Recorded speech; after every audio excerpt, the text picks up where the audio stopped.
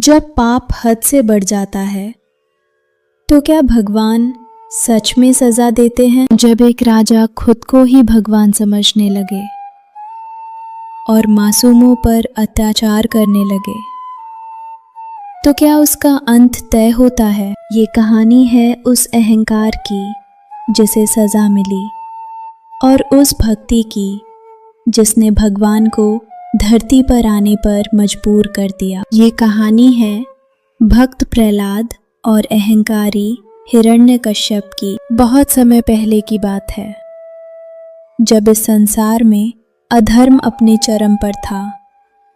उस समय असुरों का एक अत्यंत शक्तिशाली और क्रूर राजा था, हिरण्यकश्यप। हिरण्यकश्यप केवल बलवान ही नहीं था, बल्कि उसका अहंकार भी असीम था। उसके हृदय में भगवान विष्णु के प्रति गहरी घृणा थी। उसने निश्चय किया कि वो स्वयं को इतना शक्तिशाली बना लेगा कि कोई देवता उसे पराजित न कर सके। वो घने वन में कठोर तपस्या में लीन हो गया। अंततः उसकी तपस्या से प्रसन्न होकर ब्रह्मा प्रकट हुए। वत्स, मैं तुम्हारी तपस्या से प्रसन्न हूँ, मांगो, क्या वरदान चाहते हो? हिरण्यकश्यप ने अत्यंत चतुराई से कहा, मुझे ऐसा वरदान दीजिए कि मैं न किसी मनुष्य से मरूं, न किसी पशु से, न दिन में न रात में, न घर के भीतर न बाहर।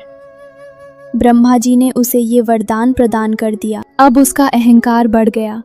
उसने घोषणा कर दी, अब इस संसार में कोई भगवान नहीं है, केवल मैं ही सर्वश्रेष्ठ हूँ। जो भी विष्णु का नाम लेगा उसे दंड दिया जाएगा। तभी उसके घर प्रहलाद का जन्म हुआ। वो हर समय नारायण नारायण का जप करता। वो कहता, भगवान हर जगह है, प्रत्येक जीव में, प्रत्येक कण में। क्रोधित हिरण्यकश्यप ने प्रहलाद को बुलाकर पूछा, बताओ, इस संसार में सबसे महान कौन है? प्रहलाद ने निडर होकर उत्तर दिया, पिताश्री, भगवान विष्णु ही सबसे महान है। ये सुनते ही हिरण्यकश्यप का क्रोध भड़क उठा। वो गरज कर बोला, मैं ही भगवान हूँ, तुम मेरी आज्ञा का उल्लंघन कैसे कर सकते हो? परंतु प्रहलाद शांत रहा।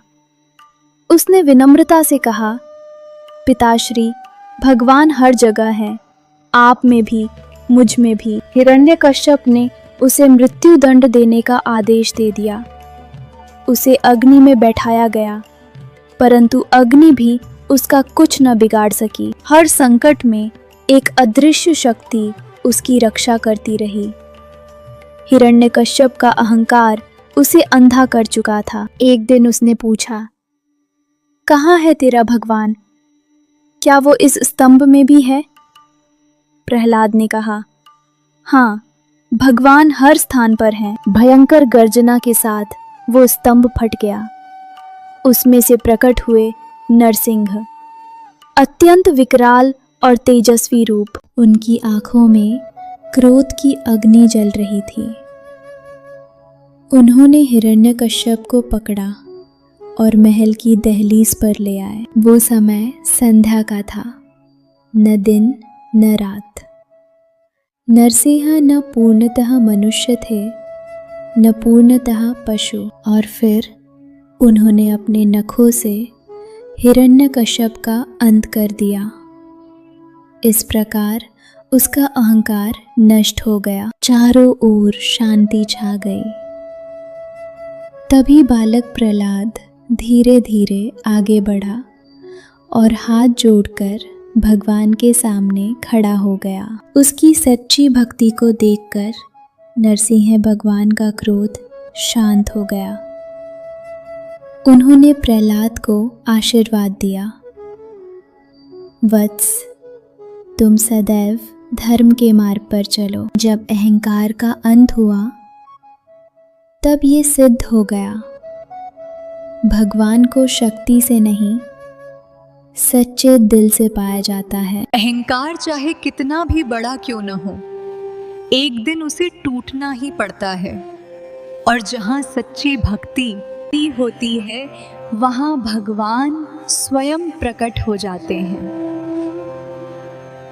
अगर आपको ये कथा पसंद आई हो तो इसे अपने दोस्तों के साथ शेयर जरूर करें और ऐसी ही भक्ति से जुड़ी कहानियों के लिए जुड़े रहें।